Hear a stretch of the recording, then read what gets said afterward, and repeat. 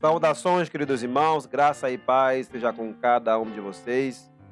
Estamos agora na sexta parte da mensagem sobre a história da vara do pastor.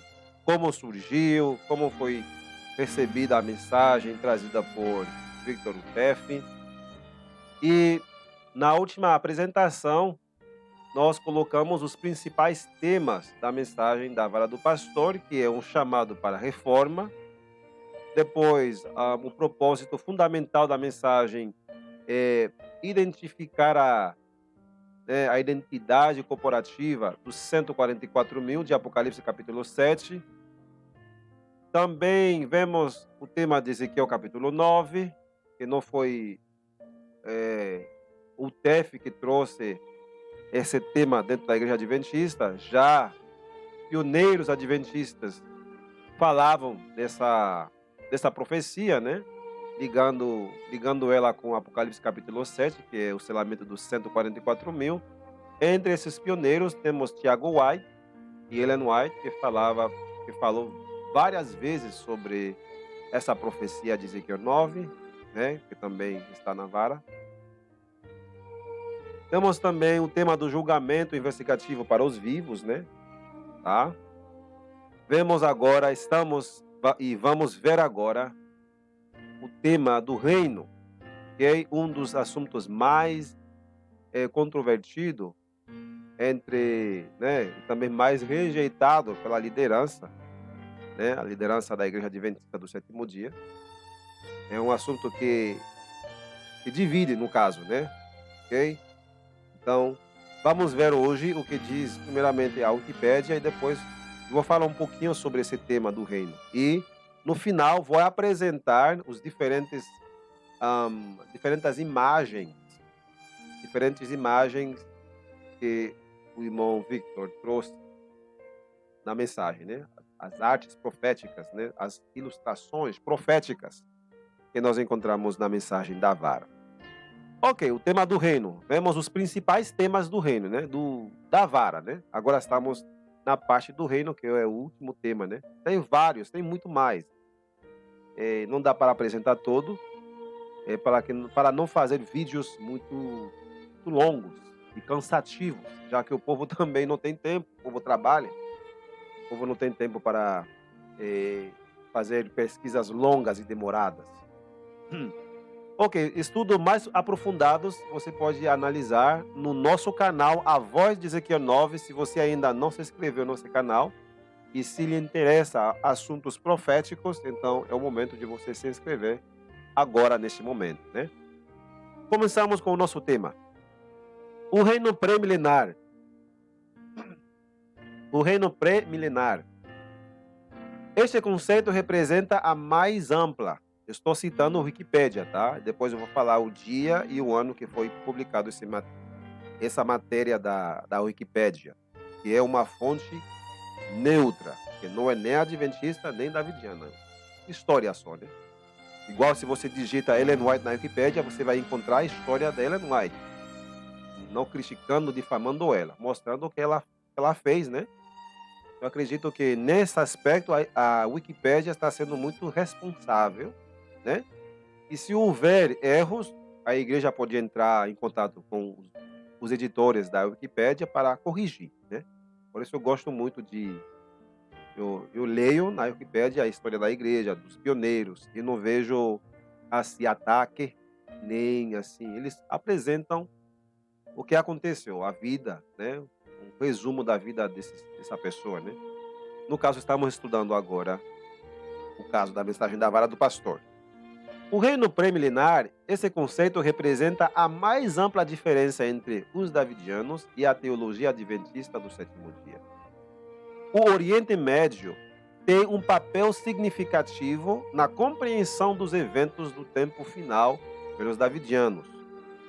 Ou seja, o Oriente Médio tem um significado importante para a mensagem da vara, para os davidianos, enquanto, né? Na escatologia moderna dos adventistas do sétimo dia, esse lugar tem pouco ou nenhum papel significativo. Ou seja, existe uma grande diferença aí. para os davidianos, o Oriente Médio tem um papel significativo. E para a escatologia moderna adventista, não tem pouco ou nenhum papel, né? Não tem muita coisa, muito significado aí para a escatologia adventista. Quando falamos de escatologia, está falando dos eventos finais, os eventos proféticos para os últimos dias. Então, para a teologia adventista, o Oriente Médio, onde está a Palestina, Israel lá, as terras bíblicas, na escatologia adventista, esse lugar não tem muito significado, né? Ou seja, não tem muito papel, segundo a Wikipédia e também segundo os pastores que a gente tem conversado, eles não veem Oriente Médio como, não veem um papel significativo, determinante para a igreja agora nos últimos dias. Eles não veem. Embora na visão ou na mensagem da vara dos davidianos, o Oriente Médio tem um papel significativo. Isso quis dizer a Wikipédia aí. Os davidianos acreditam que um reino será estabelecido na Palestina pouco antes da volta de Cristo, baseado principalmente em numerosas profecias do Antigo Testamento, tais como Oséias capítulo 3, verso 4 e 5, Miqueias capítulo 4, Ezequiel capítulos 36 e 37, Jeremias capítulos 30 e 31, Isaías capítulo 11. Essa é fonte da Wikipédia. Wikipédia diz que o Oriente Médio tem um papel significativo na compreensão dos eventos para os davidianos e que um reino será estabelecido na Palestina, ou lá na terra de Israel. Baseado em quê? A Wikipédia diz baseado principalmente em numerosas profecias do Antigo Testamento. Ok? Eu continuo o texto agora. E aí cita alguns textos, algumas referências do Antigo Testamento, como Oséias, Miqueias, Ezequiel, etc. Acredita-se que será um reino de paz, onde nenhum ser humano ou animal prejudicará outro. O TEF alegou que todos os profetas das Escrituras do Antigo Testamento previam este reino. E prosseguiu explicando como o atual Estado de Israel não cumpriu essas profecias. Os adventistas do sétimo dia consideram estas profecias como condicionais. Seu cumprimento dependia da obediência do antigo Israel. Alguns podem nunca ser cumpridas ou algumas podem ser cumpridas de forma geral, mas não necessariamente em todos os detalhes. Ou seja, de acordo com a teologia adventista, o Oriente Médio tem um papel pouco significante, não tem muito. Ou seja, o Oriente Médio não ocupa um lugar importante nas profecias do tempo final. Ok? E os davidianos dizem que lá haverá um reino, baseado em numerosas profecias do Antigo Testamento, e o próprio UTF, segundo a Wikipédia, que foi publicado em 18 de 4 de 2020, o TEF alega que todos os profetas da Escritura falaram desse reino. E os adventistas consideram essas profecias do Antigo Testamento, ou seja, a maior parte dessas profecias que o TEF usou para apresentar o reino, consideram que são profecias condicionais e que seu cumprimento dependia da obediência do antigo Israel. Ou seja, duas visões totalmente contrárias, opostas, né? E não tem como conciliar.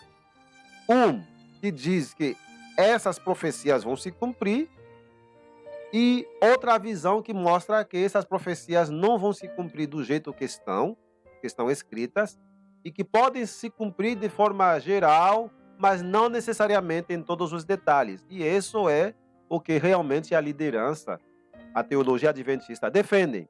Quando tu menciona essas profecias como Ezequiel capítulo 36, Jeremias capítulo 30, Jeremias capítulo 31, eles dizem que essas profecias não vão se cumprir do jeito que você lê, tá? Eu estou lendo a Wikipédia. Além da profecia simbólica, a mensagem da vara do pastor contém Conselhos sobre uma vida saudável, uma vida matrimonial e familiar bem-sucedida. Também sobre educação, oração e outros tópicos práticos. Fonte Wikipédia, publicado em 18 de 4 de 2020. Eu copiei, eu preparei esse material. Esse material faz tempo que eu preparei, faz quase 2 anos que eu preparei esse material para os irmãos que estão estudando a mensagem da vara na língua portuguesa, tanto aqui no Brasil como alguns que estão em Europa, que estão estudando, né, analisando. E como a mensagem também não estava nos países de fala portuguesa, embora tem muitos, milhares e milhares que estudam a mensagem e que defendem essa mensagem nos países africanos como Zâmbia, África do Sul, Quênia, e outros países aí da África, da África inglesa e francesa. E na África portuguesa, infelizmente, não tinha a presença dessa mensagem. Agora está chegando para eles, para que possam analisar. Eu preparei esse tema, né? Preparei esse estudo usando uma fonte neutra. Aí tá as duas visões do reino pré-milenar, que faz muita discussão. Um grupo na igreja diz que isso não vai acontecer, que são profecias condicionais, que dependia da obediência de Israel lá no passado para se cumprir, e que outro grupo diz que não, né? Ok? Que fala que vai se cumprir, no caso os davidianos. Agora, vou fazer um comentário. Eu escrevi essa slide aí. Isso não é da Wikipédia, tá? A Wikipédia acabou ali. Nessa slide aqui, acabou aqui. Agora vou ler um slide que eu escrevi isso aqui. Hein? A respeito do tema do reino, ou seja, o estabelecimento do reino de Israel nesses últimos dias, o tema mais controvertido nos ensinamentos da vara, ou seja, o tema mais atacado é isso. E também que está falando do reino davidiano, né? O reino, né?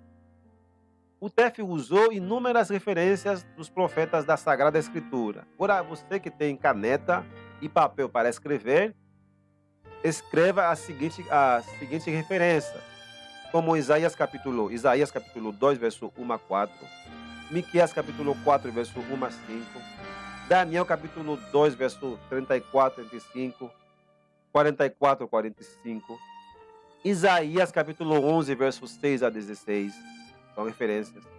Isaías capítulo 27, verso 12 e 13. Jeremias capítulo 30, capítulos 30 e 31. Também Jeremias 23 também.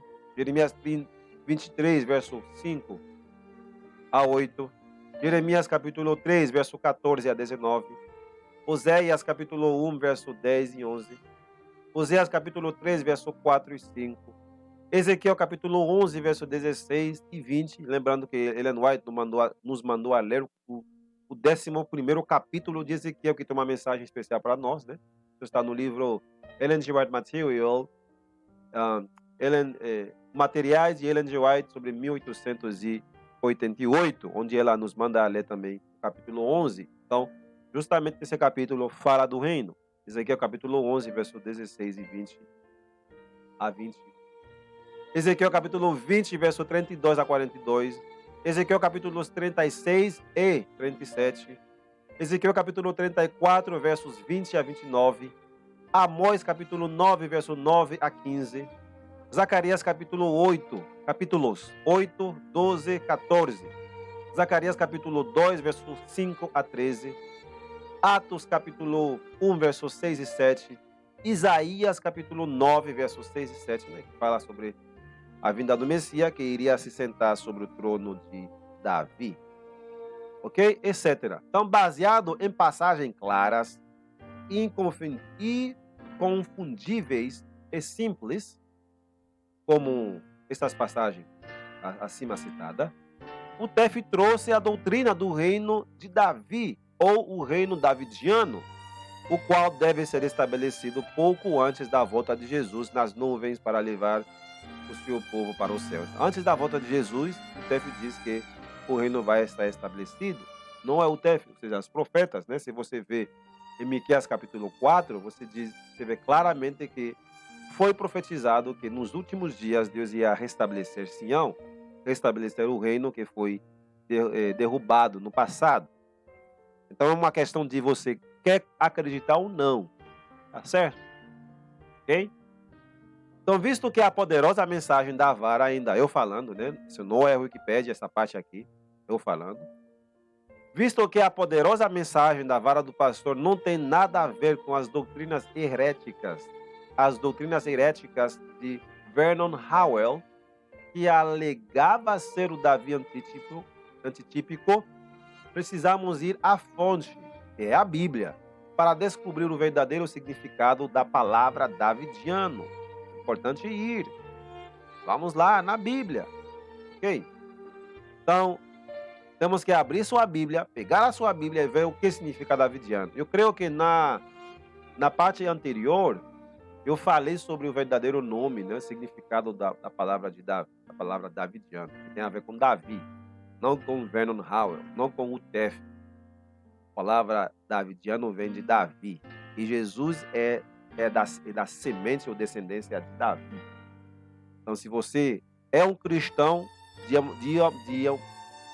de uma maneira ou outra, você é um davidiano.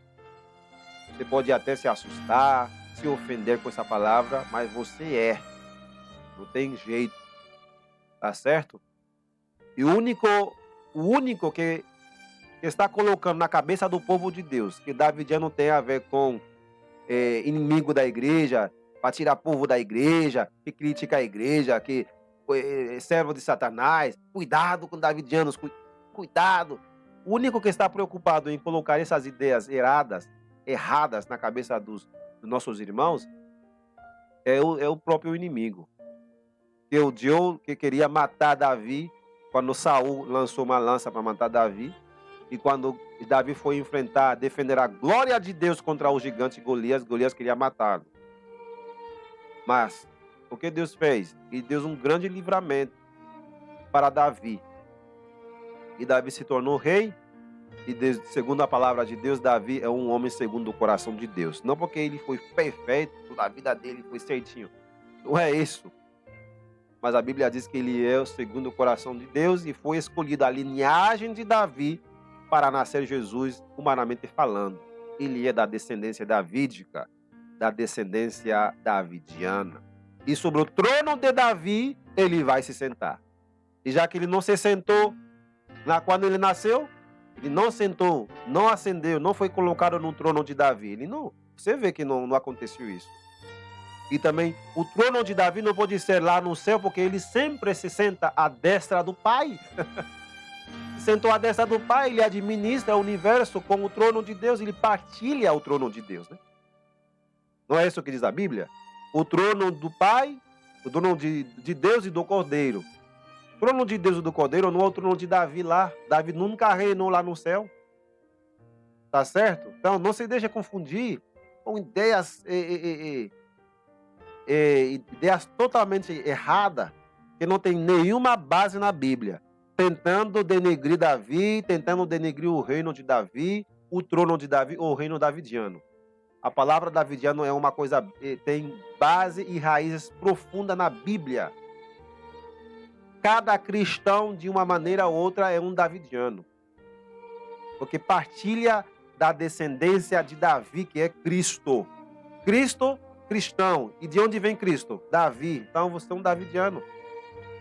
Até aqueles que não nasceram da linhagem de Abraão, da linhagem de Jacó, os gentios que aceitam Jesus, tornam-se descendência de Abraão através de Jesus. Se sois de Cristo, sois descendência de Abraão e eleito segundo a promessa, co-herdeiro de Cristo.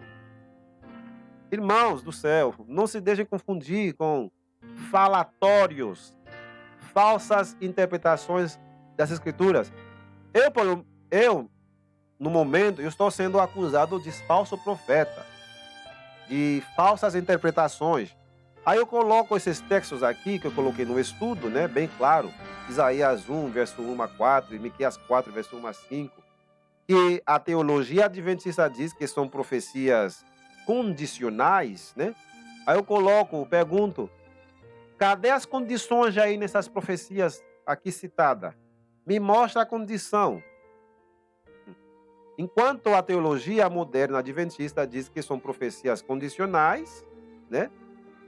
A profetisa da igreja, Ellen White, diz que cada um desses profetas escreveram menos para o tempo deles e mais para o nosso tempo, de maneira que a profecia desses santos profetas de Deus tem utilidade para nós, porque eles escreveram para nós.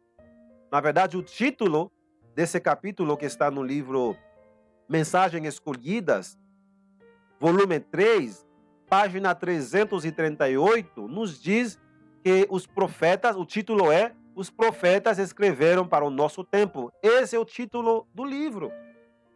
Os profetas escreveram para o nosso tempo. E se você vai também em 1 de Pedro, você vai ver que Pedro falou isso também. Então, quando eu sou acusado de falso profeta, por defender essas profecias dos profetas, existe a maior possibilidade de que meus acusadores sejam realmente falsos profetas do que eu. Mais falsos profetas do que eu. Porque pelo menos eu defendo as profecias deles. Enquanto os meus acusadores dizem que essas profecias não têm nada a ver, que eram condicionais, e agora que não, só tem que se preocupar por Daniel, a profecia de Daniel e Apocalipse, os outros não, essas profecias que falam do reino não vai se cumprir do jeito que estão. Então, meus irmãos, quem é falso profeta nesse caso? Aqueles que querem rejeitar as profecias claras desses profetas, ou aqueles que querem defender que sim, esses profetas escreveram para nós? E falando disso, e já que estamos vivendo nos últimos dias, eu vou ler o texto de Miqueias capítulo. Eu vou ler Miqueias, né? Como eu estou sendo acusado de falso profeta, vamos ver quem é falso profeta. Se são meus acusadores ou se sou eu, né? Na verdade, eu estou sempre aberto, tá? Eu não vivo me escondendo, tá? Eu estou sempre aberto, com o meu zap já sempre ligado. Eu sempre entro em contato com os meus irmãos líderes da Igreja do Senhor. Não tenho nada contra eles. Na verdade, eles usam os ungidos da casa de Deus, merecem respeito, carinho, tá?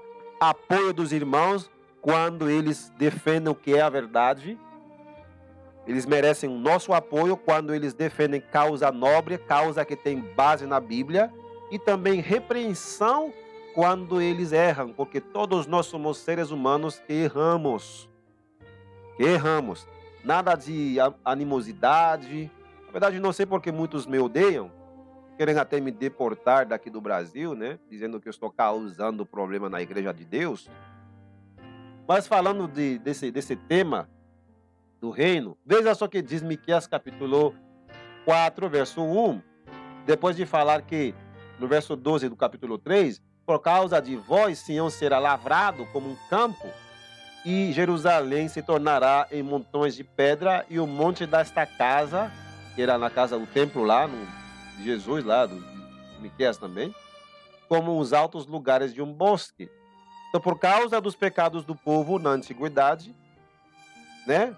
Logo também no Novo Testamento, quando eles rejeitaram Jesus, por causa dos seus pecados, Jerusalém, Sião, o templo, seria lavrado, e o monte da casa dos altos como um bosque. Isso aconteceu com a destruição dos romanos no ano 70. E Ellen White, comentando, parafraseando o livro de Miqueias, capítulo 3, verso 12, ela escreveu no livro Patriarcas e Profetas e Reis, Profetas e Reis, página 366, que é a versão que nós encontramos no aplicativo do celular. No livro físico é diferente, né? A versão é outra. Mas ela, comentando esse verso, mostra que aconteceu com a destruição de Jerusalém pelos romanos. Então, imediatamente depois do verso 12, veja só o que diz o verso 1 do capítulo 4. Ok? Depois que a casa se tornou como o monte desta casa, como os altos de um monte, de um bosque. Mas nos últimos dias acontecerá que o monte da casa do Senhor será estabelecido no cume dos montes, e se levará para os outeiros, e a ele afluirão os povos. Já logo tu vê no verso 12 do capítulo 3 a casa ia ser destruída, o monte ia ser lavrado, Sião, Jerusalém ia ser destruído. E já logo no capítulo 4, verso 1, diz, porém, nos últimos dias, a casa que foi lavrada lá no passado será estabelecida no cume dos montes. Quando? Nos últimos dias. Então, se você tem um problema com o estabelecimento do reino, que todos os profetas da Escritura do Antigo Testamento falaram, se você tem um problema com isso, não me acuse, não me critique a mim. Espera a ressurreição dos profetas para discutir com eles. Sei lá. Vai lá, briga com o Espírito Santo que inspirou eles para escrever. Eu simplesmente estou repetindo, acreditando em algo que eles escreveram. E que a própria profetisa da Igreja Adventista diz que eles escreveram mais para o nosso tempo do que o tempo deles. E em que tempo estamos vivendo? Nos últimos dias.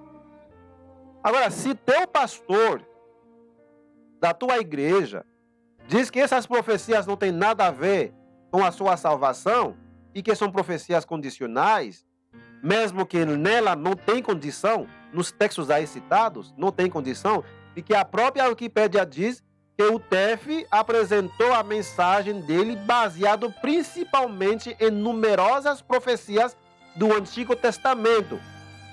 Agora, se o teu pastorzinho da tua igreja diz que essas profecias não têm nada a ver com você, com a igreja do Senhor nos últimos dias, e que são condicionais, então um dia ele vai ter que responder perante Deus. E se você aceitar essa heresia dele, essa má interpretação dos profetas, tanto ele como você ficarão de lado de fora da cidade santa. E lembrando que a santa cidade vai descer no Oriente Médio, que você hoje e seu pastor está desprezando, e dizendo que não tem nada a ver. Mas lembrando que depois do milênio, a Nova Jerusalém vai descer ali. E que Jesus, na sua volta, você adventista do sétimo dia, que leva o nome Advento, né? Veja só o que está no seu nome. O que está no seu nome? Advento, adventista. O que diz o Espírito de profecia? Quando Jesus vai voltar, onde ele vai aparecer primeiro? Você sabia onde ele vai aparecer primeiro? Eu vou ler para você aqui. Vou pegar meu celular. Esse eu não estava também no tema, mas vou colocar, tá? Estamos fazendo um estudo. Depois eu vou fazer uma live para tentar explicar. É uma questão de crer, né? Se você não crê, tudo bem. Pelo menos não persiga aqueles que creem. Não persiga. Porque vocês não creem, eu não incomodo vocês, não. Aqueles que não creem, eu não incomodo ninguém. Você não quer acreditar, diz que isso é mentira, tá? Tudo bem. Eu não vou brigar, pelo menos eu. Eu não vou incomodar ninguém que não quer acreditar. Nem vou estar batendo na tecla todos os dias. A pessoa rejeita, deixa ela com Deus. Agora, se eu acredito e você me pergunta do assunto, com certeza eu vou falar da esperança que há em mim. Uma esperança baseada nos profetas. A minha esperança não é baseada no que diz o pastor, no que diz a associação. Tudo bem. Cada vez que a associação faz uma coisa que tem base na Bíblia, é o nosso dever de apoiar os nossos irmãos líderes da Igreja de Deus. Porém, se vem com heresias, como essa heresia dizendo que os profetas do Antigo Testamento, essas profecias não vão se cumprir, se você quiser aceitar, você vai ter que responder perante Deus. E nesse caso, você vai enfrentar sozinho no juízo. Você não vai chamar pastor fulano de tal para te ajudar no juízo. Você vai ter que responder perante o juiz, que é Deus. E qual é a norma que Deus vai usar? A sua palavra, a sua lei. Então, não precisamos estar brigando por algo que está escrito. Se você não aceita, é teu problema. Se alguém quer aceitar, é o problema dele também. Tá certo? Então, a questão do reino que muitos líderes, pastores adventistas, têm tanto ódio contra essa questão do reino davidiano, tal, que não tem nada a ver, bobagem, bobagem, bobagem. Deixem-me dizer para vocês, me permitam dizer para vocês, que esse assunto tem base sim, e que todos os profetas falaram. Agora é um assunto de interpretação, ok? Os líderes acham que essas profecias não têm quase nada a ver com a gente, que eram profecias para o antigo Israel.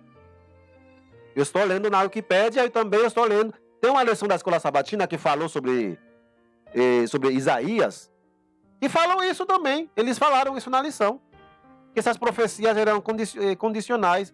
Como eles falam, profecias clássicas. Agora é o termo moderno. Profecias clássicas, não apocalípticas. Ou seja, se não é Daniel e não é Apocalipse, não é de muita importância, porque já que os outros profetas sempre falaram do reino. Todos eles.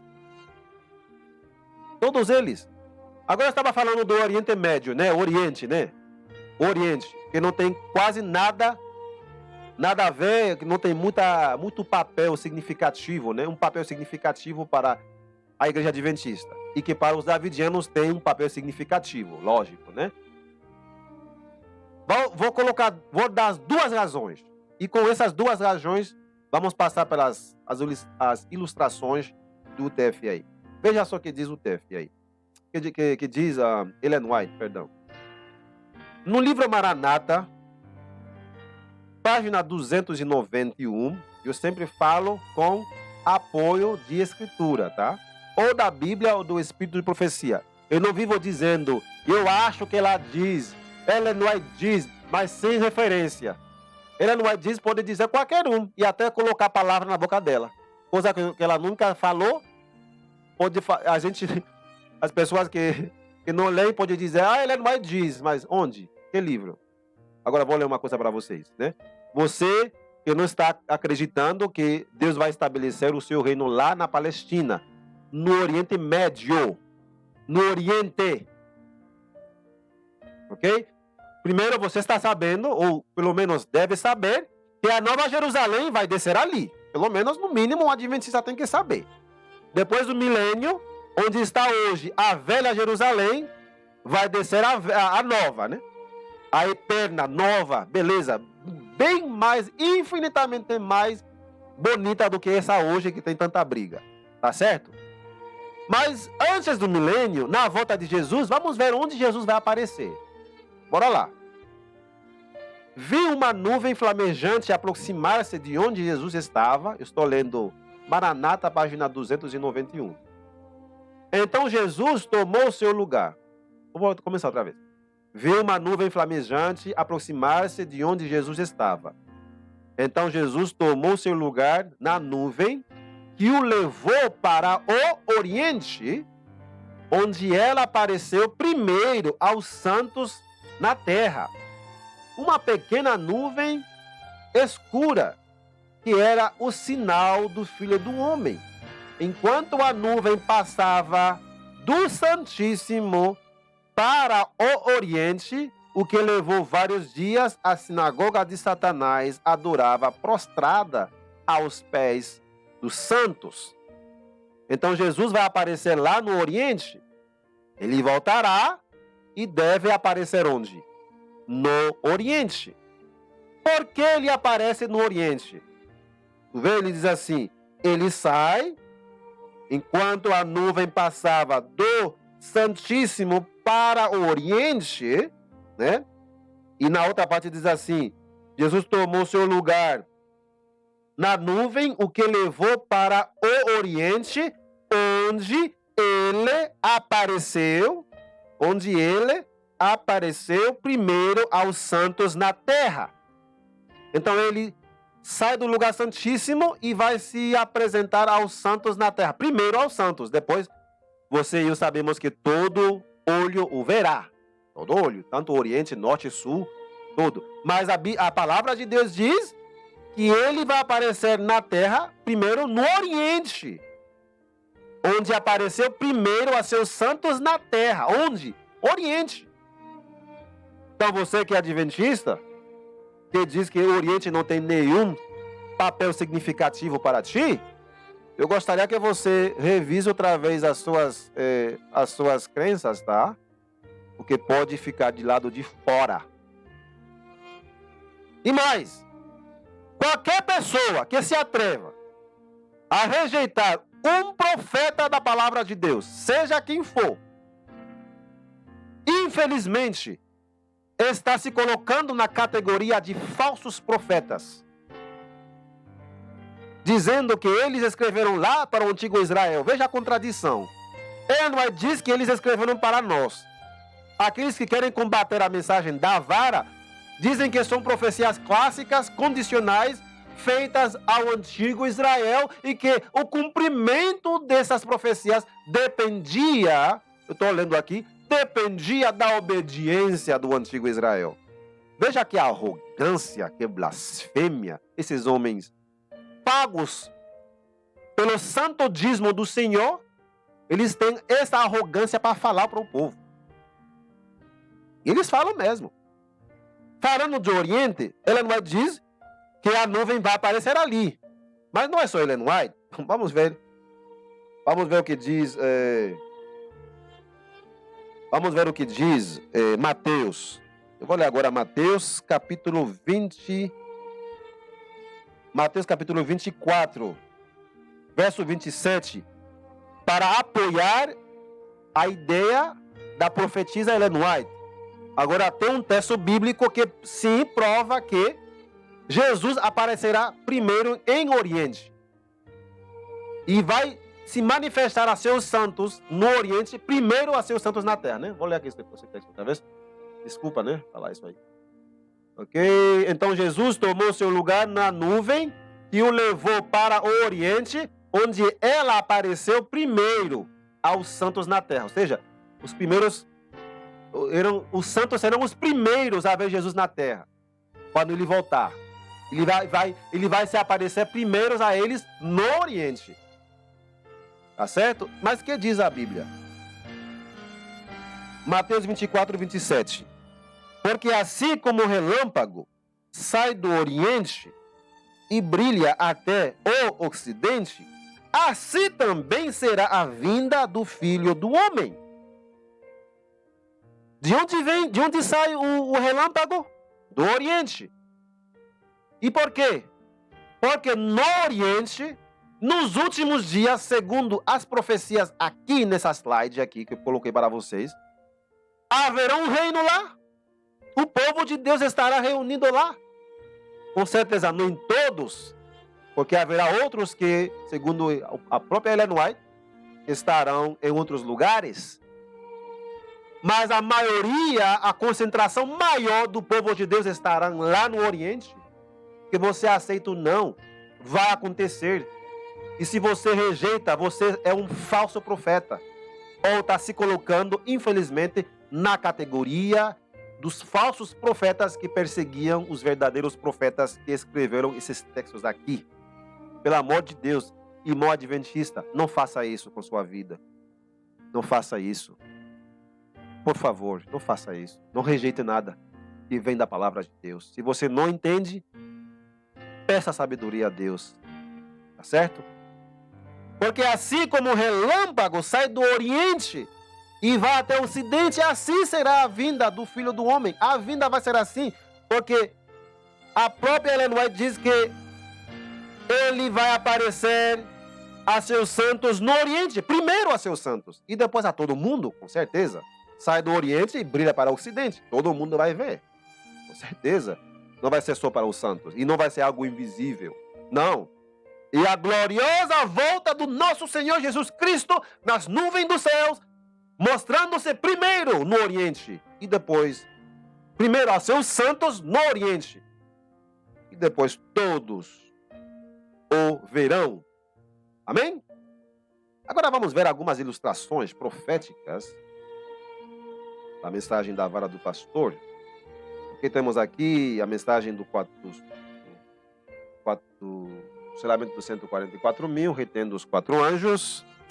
Temos aqui as 7 igrejas, a imagem das 7 igrejas, terminando com a igreja Laodiceia aqui, né?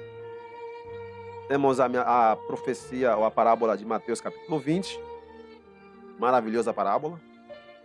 Temos aqui os templos, tipos e antítipos, estudo que devemos fazer, maravilhoso também. A pedra de Daniel que vem do monte, não do céu, vem do monte, que é o reino. Nesse caso que é a igreja de Deus e a pedra é o reino, tá? A pedra será cortada do monte que é a igreja de Deus, o povo de Deus nos últimos dias. Temos também Zacarias capítulo 6, os 2 montes aí, montes de bronze, profecia totalmente fechada para muitos. Zacarias 6, vai ler esse capítulo, você talvez não vai entender quase nada. Temos a profecia de Uzias capítulo 1 e 2, que é uma família simbólica, que infelizmente os líderes, a teologia diz que é uma profecia literal. Quando é literal, eles dizem simbólico. Quando é simbólico, eles dizem literal. Ellen White diz no livro Profetas e Reis, falando das 10 tribos, né? Diz que numa linguagem simbólica, eles não, muitos não creem, né, na profetisa mesmo, não creem no espírito de profecia, eles dizem que é uma coisa real, que Oséias casou mesmo com uma prostituta. Ellen White diz que é uma coisa simbólica. Então aqui está a mensagem ali. É Antigo e Novo Testamento, a igreja de Deus em todos os tempos aí. Uma coisa maravilhosa. Profundo esse estudo, ó, profundo mesmo. A mulher e o dragão, a mulher fugindo para o deserto, a profecia do rio poderoso, diz aqui o capítulo 47. Profecia muito profunda, demais a profecia, né? As 7 trombetas, o Daniel capítulo 8, veja como é. O mundo em símbolos proféticos, desde o início até o final. Ok? Final do tempo da graça, o falso profeta e a besta sendo lançado no lago de fogo. Viu? O dilúvio, tipo ou antítipo, muito lindo isso aí. A colheita cerimonial. Os 3 dias e as 3 noites de Jesus no coração da terra. O que é esse coração da terra? Já que ele não passou 3 dias e 3 noites ali. E tem muitas controvérsias. Não é um assunto de salvação, mas dá para tirar a dúvida aí, tá? Ezequiel capítulo 1, Isaías 7, as 2, né? A vaca e as 2 ovelhas. A profecia de Ezequiel capítulo 4, os 390 dias que o profeta deve ficar de um lado e os 40 dias que ele deve ficar no outro lado esquerdo, lado direito, e que o anjo diz para o profeta que cada dia é um ano. Ou seja, o profeta deitou 390 anos num lado e acordou e deitou 40 anos do outro lado. Profecia que ninguém sabe explicar, mas está explicado tanto na Bíblia como no Espírito de Profecia. Pergunta para alguém que está rejeitando a vara, fala para ele explicar isso aí. Se o profeta Ezequiel dormiu 390 anos de um lado, e quando acordou, diz assim, vá lá, deita agora 40 anos. Não dormiu, não querendo dizer dormir. Ele deitou, não dormindo. Ele deitou 390 anos de um lado, e depois ele diz, agora volta, volteia. Vai lá, vai dormir agora do lado direito. 40 dias ou anos. Então, muitos estão rejeitando, mas não tem explicação. Quando a vara explica de maneira irrefutável, eles dizem que é heresias. Igual que acontece na família de Oséias. O espírito de profecia diz que é uma linguagem simbólica e que representa a igreja de Deus em apostasia desde o tempo de Oséias e alcança até nossos dias. Eles dizem que é algo literal. A profecia dos 144 mil, Ezequiel 9, que a profetisa da igreja de Deus diz que é um evento literal, se cumprirá à letra ou literalmente em vários livros. A teologia diz que é simbólico. Aí tu pode ver quem é falso profeta e quem não é. Quem é que está contradizendo a inspiração, a palavra de Deus aí? Aqueles que defendem os profetas ou aqueles que estão que diz que a profecia diz uma coisa, eles dizem que não? Irmãos, abrem os olhos, ok? Abrem os olhos. Eu não estou dizendo para vocês abraçar o que eu estou falando. Engulam o que o irmão está dizendo aí. Não, não é isso. Não. Pelo amor de Deus. Analise. E não seja um analfabeto funcional. Que sabe ler, sabe escrever e não entende nada. E nem pesquisa, não lê e engole todo o que diz as pessoas. Não, não é isso. Analise. E se você não sabe ler, manda alguém para ler para ti, porque a profecia diz: bem-aventurado aquele que lê e os que ouvem. Você não sabe ler, então tem que ouvir. Tem que ouvir. Vamos lá. Então, ano sagrado e seu significado. Zacarias capítulo 4, maravilhosa profecia.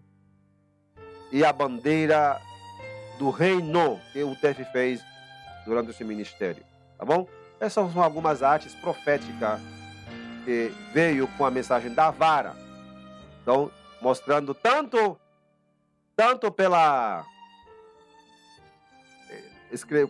letra, né, escrevendo, também pela ilustração. Ilustração, coisas maravilhosas demais. Artes proféticas. Ok? Ilustrações proféticas precisamos para estudar a palavra de Deus. Ok? Então, você já sabe quem são os davidianos? Tá vendo como que é? Que não é um bicho de 7 cabeças. Que não é alguém que vem para fundar outra igreja. Que não é alguém que é contra líderes adventistas. De jeito nenhum. Pelo menos aqueles sinceros que estudam a palavra. Não é contra nenhum pastor. Pelo amor de Deus. Embora muitos estão sendo perseguidos pela liderança. Porque a mensagem revela muita heresia. Muita apostasia que eles pregam. Que muitos pregam, nem todos, mas muitos pregam heresias. E que é uma heresia? Uma crença que não tem base na Bíblia. Essa é uma heresia. Ou no espírito de profecia. E uma dessas heresias que a mensagem condena e corrige é a heresia dos 7 selos. Dizem que que os 7 selos começam com a igreja cristã, com Jesus. Enquanto o espírito de profecia diz que começa com a primeira geração, o início da história deste mundo, que contém toda a história do mundo, do princípio até o fim. O livro selado dos 7 selos. Então, você vai acreditar em quê? Em teologia? Em pastor? Lembrando que todos nós erramos. Somente a palavra de Deus não erra. Mas todos nós podemos errar. Eu já errei bastante vezes na minha vida. E aí vou acreditar em teologia, em interpretações de seres humanos, colocando de lado a palavra de Deus? Misericórdia. Que Deus tenha misericórdia de mim. Eu nunca farei uma coisa pela graça de Deus, né? Pela graça de Deus. Pela sua misericórdia, eu pretendo nunca fazer uma coisa dessa. E com Deus na frente, nós venceremos. Que Deus seja louvado. Vou fazer uma oração para finalizar essa série de estudos.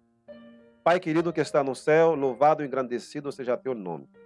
Te agradecemos pelo estudo da mensagem da vara do pastor, uma mensagem criticada, odiada por muitos, mas segundo as evidências que nós temos visto, na tua palavra é uma mensagem que tem uma sólida base num assim diz o Senhor na tua palavra. Mas ajuda-nos também a ser humildes, a viver de toda a palavra que sai da tua boca, a defender a verdade, custe o que custar. Venha o que vier, aconteça o que acontecer. E ajuda-nos a ter amor por nossos irmãos na tua igreja, pela liderança, quando somos odiados, criticados, acusados, que possamos responder com a mansidão de Jesus, com o amor de Jesus, no nosso coração, para salvar aqueles sinceros na tua igreja, aqueles que estão suspirando, gemendo, para receber o selo de livramento de Ezequiel capítulo 9. Abençoe o nosso canal, que essa mensagem venha a alcançar milhares e milhares de vidas, de pessoas, Abençoa também a tua igreja. Abençoe, Pai querido, a liderança da tua igreja, para que todos eles venham a tomar posições para a verdade, pela verdade e defender o que está escrito, tanto na Bíblia e no Espírito de profecia. Nada disso é impossível. Somente precisamos crer e entregar nossa vida nas tuas mãos, Pai. Perdoa todos os nossos pecados, livra-nos do mal, pedimos e oramos em nome do nosso Senhor Jesus Cristo. Amém. Amém. Até a próxima, meus irmãos. Inscreva-se no nosso canal, A Voz de Ezequiel 9. Compartilhe esse vídeo com seus amigos e que Deus possa abençoar a sua amada igreja em toda a terra. Até a próxima. Deus abençoe.